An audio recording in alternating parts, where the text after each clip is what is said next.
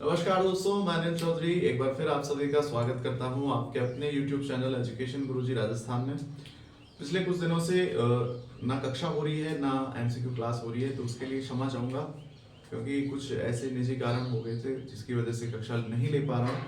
तो आज से रेगुलर क्लास होगी और MCQ के क्वेश्चन की तादाद भी बढ़ा दी गई है। अब से रेगुलर कक्षा होगी और 100 प्रश्न आपके हर कक्षा में करवाए जाएंगे PTI सेकंड ग्रेड के सेकंड पेपर के लिए। तो पहला प्रश्न देखते हैं, मानव शरीर में पावर हाउस किसे कहा जाता है? ठीक है, मानव शरीर के अंदर पावर हाउस किसे कहा जाता है? पहला है राइबोसोम, दूसरा है माइटोकॉन्ड्रिया, तीसरा है गोल्गी काय या चौथा है हरित लवक। तो मानव शरीर में जो पावर हाउस है वो कौन है? माइटोकॉन्ड्रिया। ठीक है, माइटोकॉन्ड्रिया में ATP के रूप में ऊर्जा का निर्माण होता है, इसीलिए इसको क्या कहते हैं? मानव शरीर का शक्ति ग्रह कहा जाता है। ठीक है, ऊर्जा का शक्ति ग्रह इसे कहा जाता है। अगला प्रश्न है, रुधिर का थक्का जमने के लिए क्या आवश्यक है? पोटेशियम, सोडियम, विटामिन के व कैल्शियम। तो रुधिर का थक्का, रुधिर यानी रक्त या खून जिसको हम कहते हैं, ठीक है, ब्लड। ठीक है, ब्लड को जमने के लिए क्या आवश्यक है? विटामिन के और कैल्शियम दोनों आवश्यक हैं। अगला प्रश्न है, रक्त का पीएच मान कितना होता है? 7.3 से 7.4, 6 से 8, 10 से 12 या 8 से 9। तो इसका सही उत्तर है, रक्त का पीएच मान होता है 7.3 से 7.4। ठीक है, अगला प्रश्न देखिए, आरबीसी का जीवन काल कितना होता है? 6 से 7 दिन, 15 दिन, 110 दिन या 120 दिन। तो आरबीसी यानी रेड ब्लड सेल्स, ठीक है, लाल रक्त कणिकाओं का जीवन काल होता है 120 दिन। अगला प्रश्न है, अमेरिकी खेल मनोविज्ञान का पितामह किसे कहा जाता है? अमेरिकी खेल मनोविज्ञान के पितामह कौन है? Robert Griffith, Coleman Griffith, call dreams या अरस्तु। तो अमेरिकी खेल मनोविज्ञान के पितामह हैं कॉलमैन ग्रिफिथ।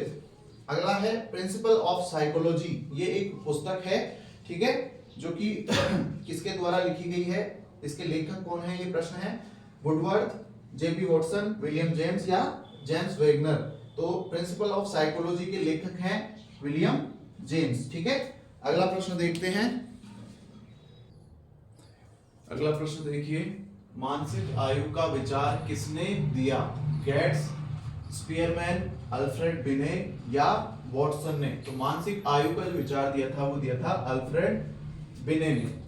अगला प्रश्न है, बालक में दांतों की गणना कर कौन सी आयु ज्ञात की जाती है? मानसिक आयु, शरीर रचना आयु, शरीर क्रियात्मक आयु या कालक्रमिक आयु। तो बालक में दांतों की गणना कर या अगर हड्डियों का विकास हो रहा है तो किस आयु का पता लगता है? शरीर रचना आयु का। ठीक है, जिससे जैसे मान लीजिए किसी के दांतों की गणना हो रही है या किसी के हड्डियों का विकास हो रहा है, तो उसमें कौन सी आयु का ज्ञात किया जाता है? शरीर रचना आयु ज्ञात की जाती है।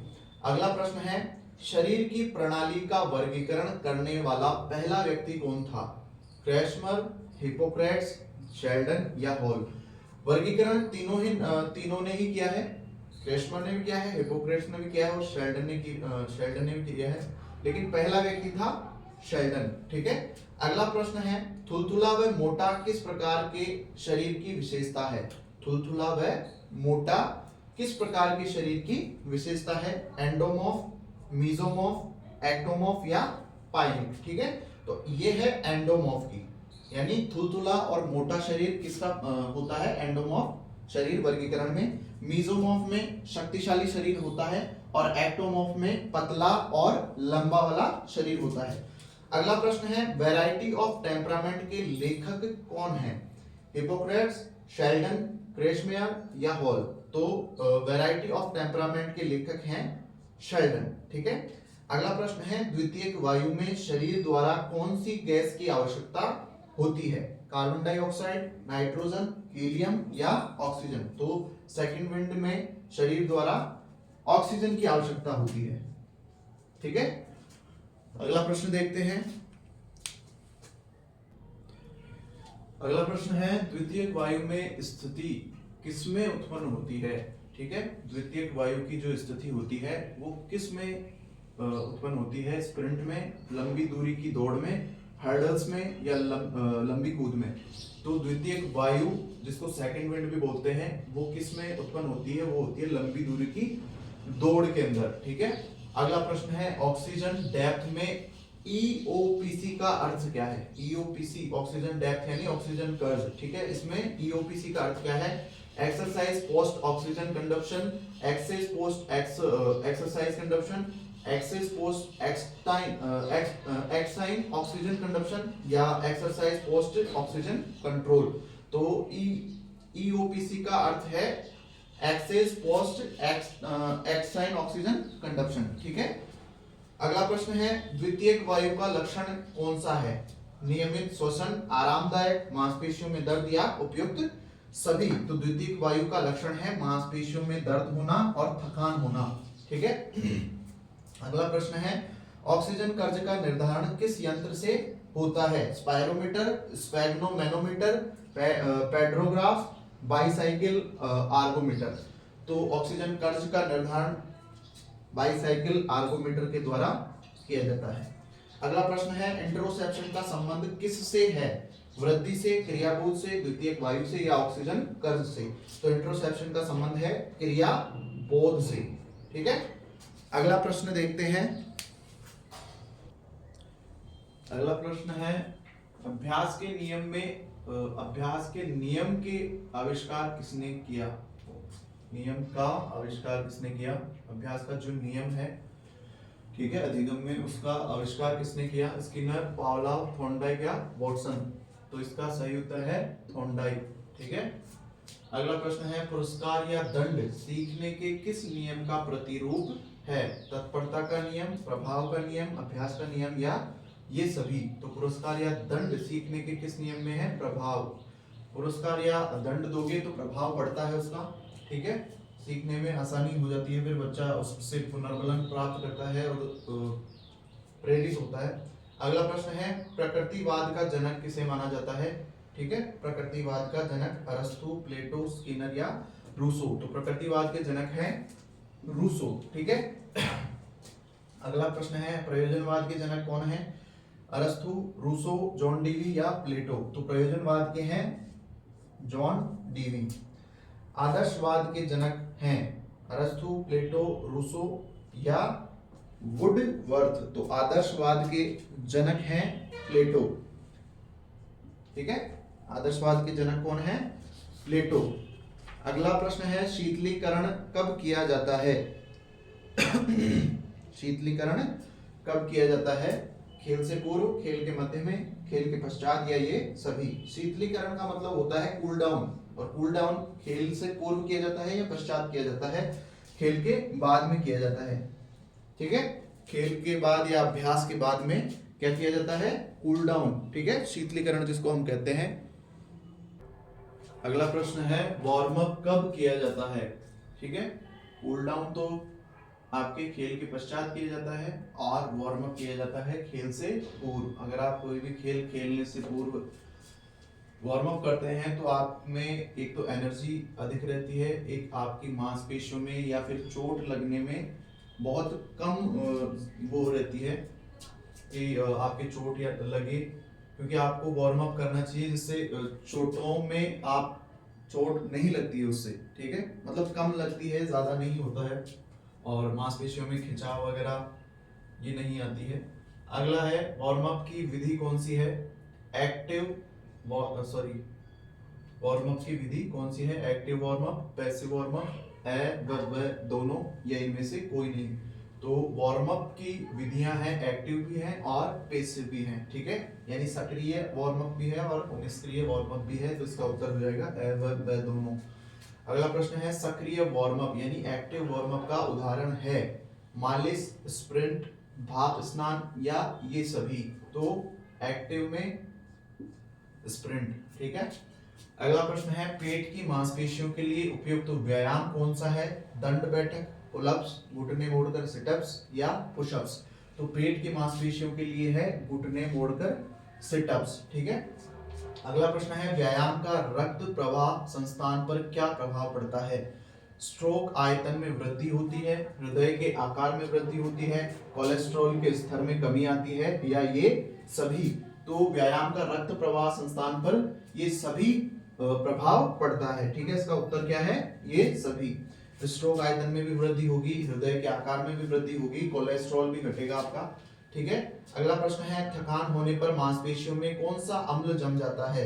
HCl, कार्बन डाइऑक्साइड, लैक्टिक अम्ल या कोई नहीं? तो थकान होने पर लैक्टिक अम्ल जम जाता है मांसपेशियों में।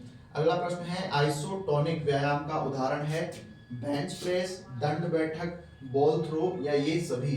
तो आइसोटोनिक व्यायाम में ये सभी आते हैं, बेंच प्रेस भी आता है, दंड बैठक भी आते हैं, बॉल थ्रो भी आते हैं। ठीक है, अगला प्रश्न देखते हैं। अगला प्रश्न है दीवार को धकेलने का उदाहरण है। ठीक है, आइसोटोनिक, आइसोमेट्रिक, भार प्रशिक्षण या आइसोकाइनेटिक? तो दीवार को धकेलने में कौन सा उदाहरण सही है इसका? आइसोमेट्रिक। ठीक है, अगला प्रश्न है निम्न में से गरमाने का निष्क्रिय प्रकार है, यानी निष्क्रिय प्रकार कौन सा है गरमाने में जिसमें शरीर गरमाए लेकिन बिना किसी क्रिया के? खिंचाव व्यायाम, स्प्रिंट, कैलिस्थेनिक व्यायाम या मसाज? तो निष्क्रिय प्रकार पूछा है तो मसाज आ जाएगा। ठीक है, अगला प्रश्न है क्रॉस वेबर परीक्षण द्वारा क्या मापा जाता है? अधिकतम मांसपेशी शक्ति, न्यूनतम मांसपेशी शक्ति, गति या ये सभी? तो क्रॉस वेबर परीक्षण यानी क्रॉस वेबर टेस्ट से न्यूनतम मांसपेशी शक्ति मापी जाती है। अगला प्रश्न है डायनेमोमीटर द्वारा किसका मापन किया जाता है? गति, लचीलापन, शक्ति या चपलता? तो डायनेमोमीटर द्वारा शक्ति का मापन किया जाता है। अगला प्रश्न है शटल रन टेस्ट से मापी जाती है गति, चपलता, लचीलापन या शक्ति? तो शटल रन से चपलता को मापी जाती है। अगला प्रश्न है हैमस्ट्रिंग व पीठ की लोच के लिए कौन सा मापन किया जाता है? Sit and reach test, cup test, shuttle run test या इनमें से कोई नहीं? तो हैमस्ट्रिंग और पीठ की जो लचक होती है उसकी मापन के लिए सिट एंड रीच टेस्ट किया जाता है। ठीक है, आगे देखते हैं अगला प्रश्न।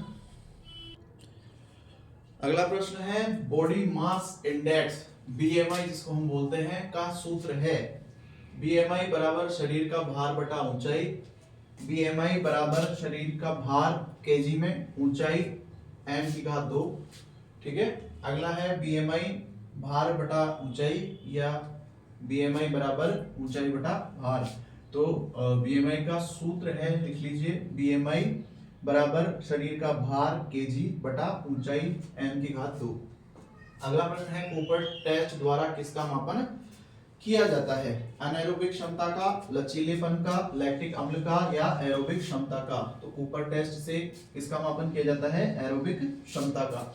अगला प्रश्न है बॉल एंड सॉकेट संधि शरीर में कहाँ पाई जाती है? कोहनी में, कलाई में, कूल्हे में या घुटने में? बॉल एंड सॉकेट दो जगह पाई जाती है, कूल्हे में भी पाई जाती है और कंधे में भी पाई जाती है। अगला प्रश्न है घुटने की संधि में कौन सी संधि नहीं होती? संधि नहीं, हड्डी नहीं होती, अस्थि बोलते हैं इसको, संधि नहीं, अस्थि नहीं होती। ठीक है, घुटने की संधि में कौन सी अस्थि नहीं होती? फीमर, टिबिया, फिबुला या अल्ना? तो ये तीनों तो होती है। ठीक है, और कौन सी नहीं होती? अल्ना नहीं होती, हाथ में होती है अल्ना। ठीक है